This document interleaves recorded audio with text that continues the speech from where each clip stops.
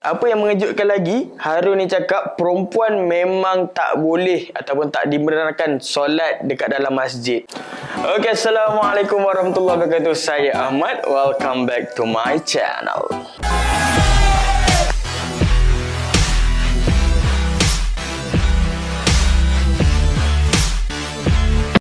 Okey, Alhamdulillah, terima kasih diucapkan kepada anda yang masih setia bersama dengan saya. InsyaAllah hari ini saya nak sambung daripada buku Ustazah Basikal, buku yang mengisahkan tentang pengembaraan saya bersama dengan isteri mengembara secara berbasikal daripada Malaysia hingga ke Mekkatul Mukarramah, bermula daripada Malaysia, Thailand, Myanmar, India, Nepal, Pakistan, China, Kyrgyzstan, Kazakhstan, Uzbekistan, Afghanistan, Iran, UAE dan Arab Saudi, dan kami mengembara selama 15 bulan dan kami hanya bermula dengan RM1,900 sahaja. Baik, siapa yang belum subscribe, please subscribe, dan tanpa lengahkan masa lagi, jom kita sambung cerita.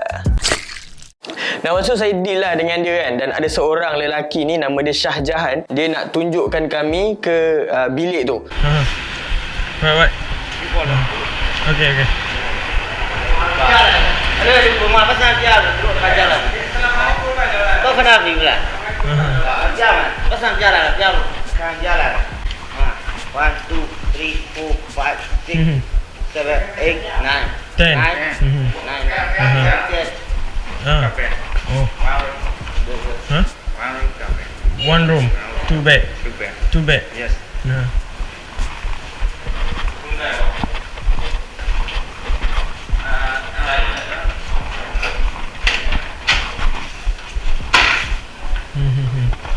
Oh, ini small room. Bilik ni tak adalah besar sangat, tapi harga dia RM40. Oh, 10. 10. July. Hah? Ni lagi sebenarnya 30 lebih besar. Ini 40 kecil.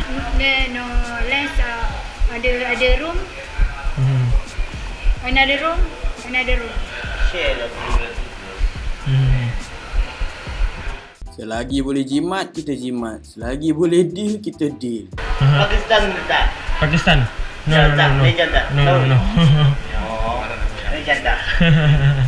Rasa bangga jap lah orang kata muka macam Pakistan. Dan hasil kita lain nasi. Ni janda nak.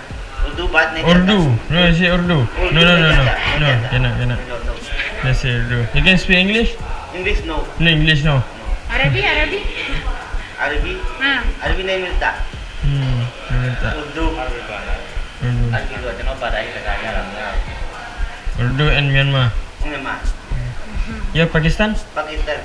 Pakistan. Macam mana? Dah balik ke ni? Siapa? Boleh lah. Tanda sana. Where is the toilet? Mana? Tourist police. Oh, okay. Dah lah, toilet pun dekat luar kan. So bilik dia pun tak besar sangat. So macam bagi saya tak berbaloi lah kalau nak spend untuk RM10,000 cat pada malam tu. Okay. Toilet.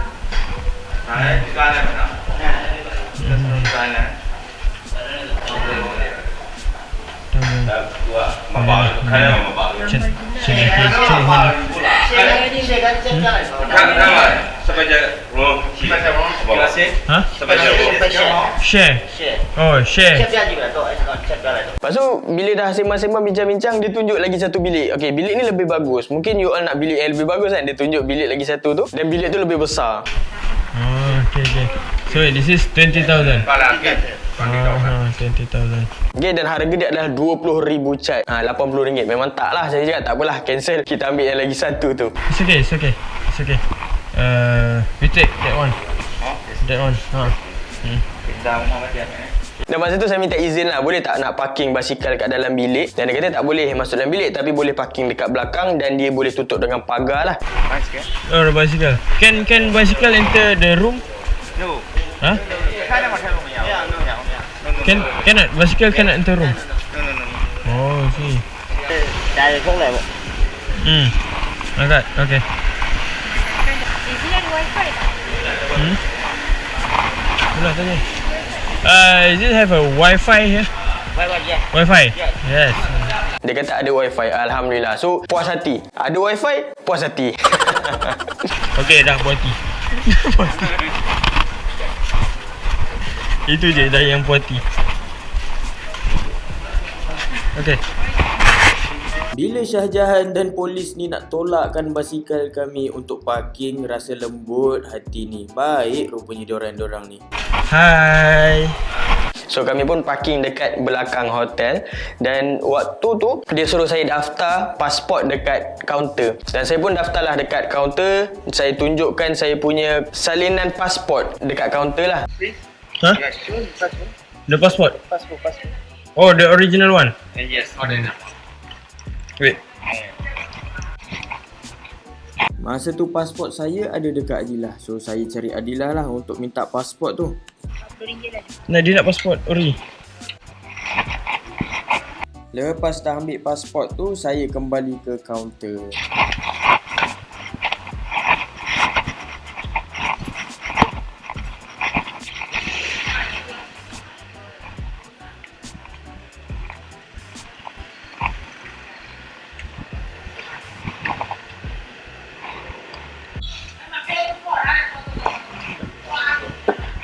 Okay. No. This mine. Yeah. Uh-huh. And money. Oh, you give back. Money. Oh, okay. Okay. Okey, ini adalah satu tips untuk traveller mengembara. Pastikan waktu anda travel tu anda print siap-siap, anda photo state siap-siap pasport anda tu, supaya bila ada orang nak tengok ataupun dia nak minta kita punya pasport, kita bagi fotokopi. Sebab apa kita kena bagi fotokopi? Sebab kita tak nak dia pegang pasport. Untuk kes kali ni dia nak pegang pasport tu, kita tak bagi pegang pasport, kita bagi pegang fotokopi. Sebab apa? Kalau berlaku apa-apa pada fotokopi tu, kita ada lagi yang original. Tapi kalau hilang pasport dekat tangan dia tu, kita dalam masalah. Dekat luar negara ni, pasport ibarat nyawa. Kalau tak ada pasport, sangat masalah untuk kita. So ini adalah tips yang saya boleh kongsikan kepada anda. Baik.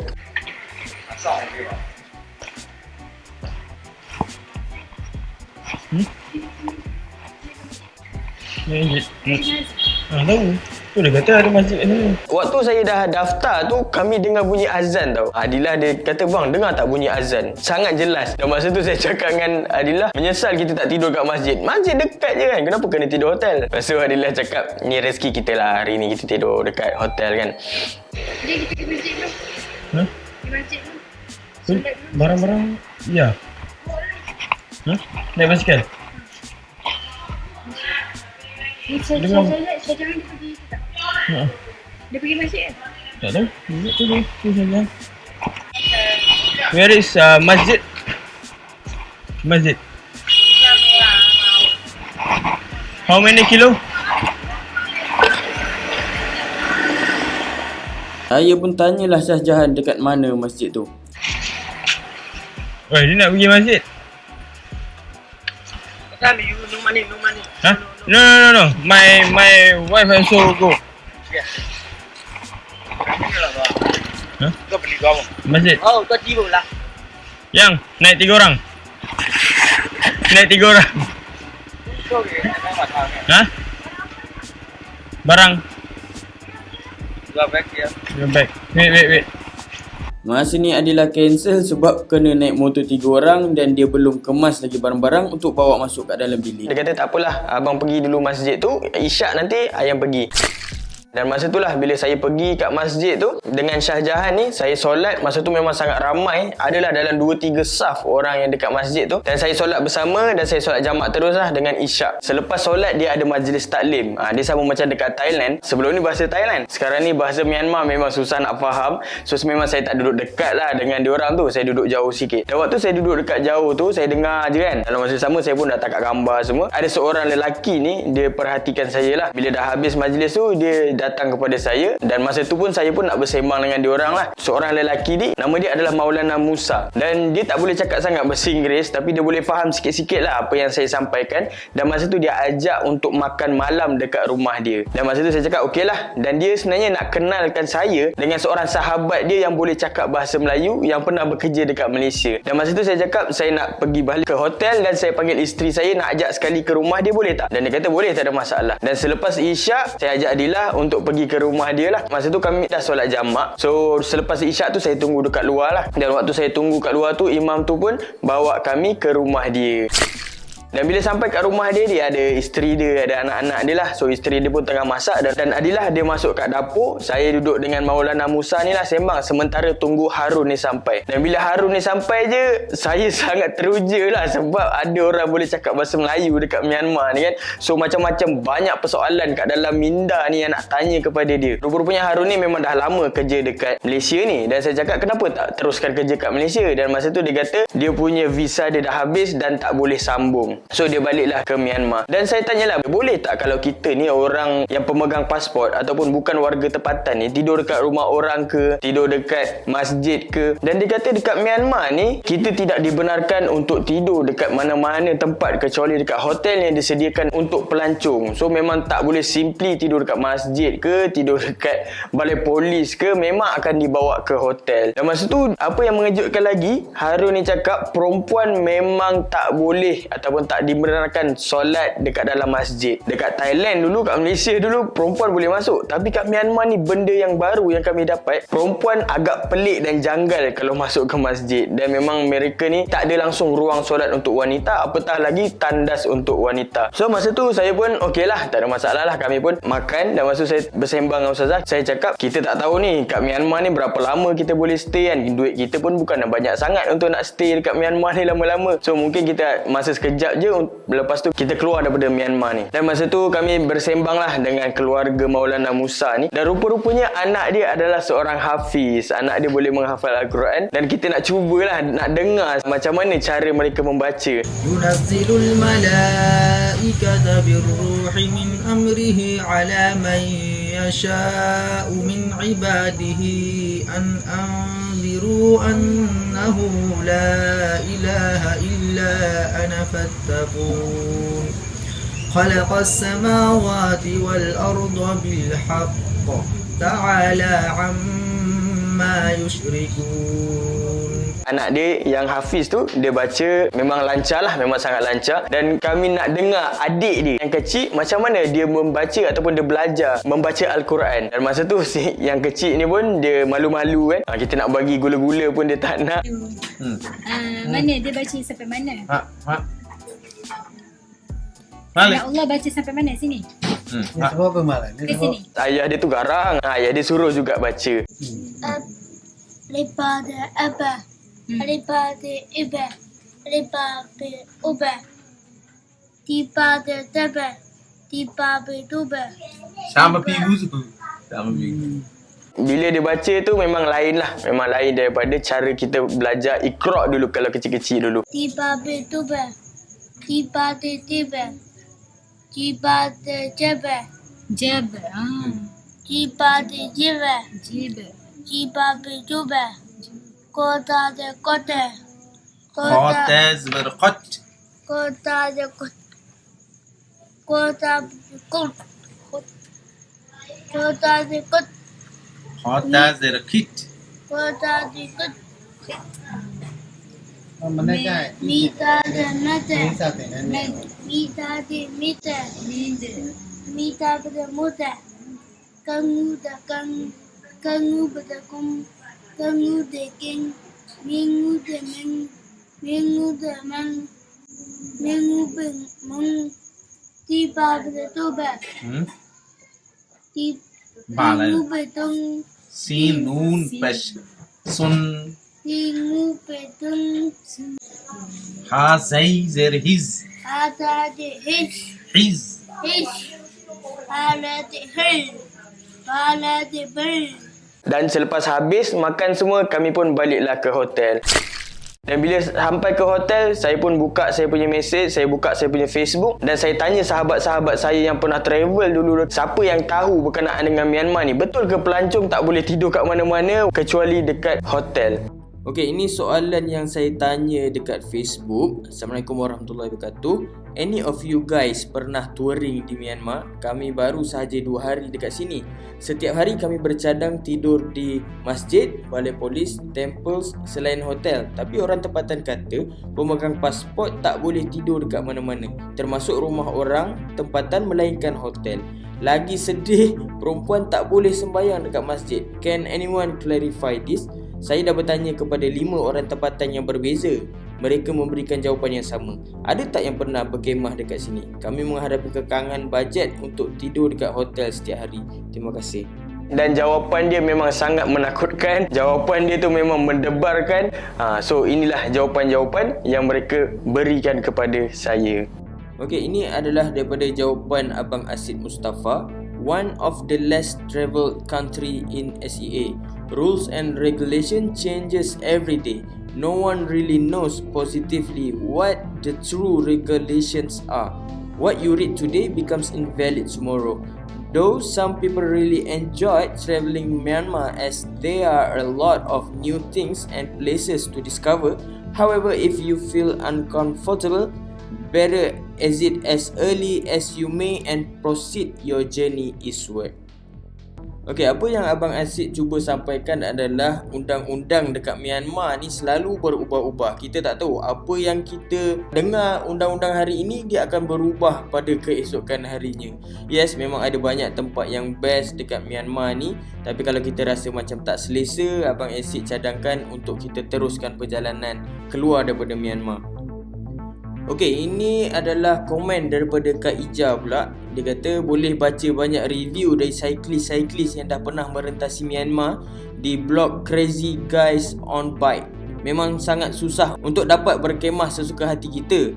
Ada je polis akan datang kerana macam wajib untuk orang tempatan melaporkan aktiviti sedemikian kepada pihak berkuasa.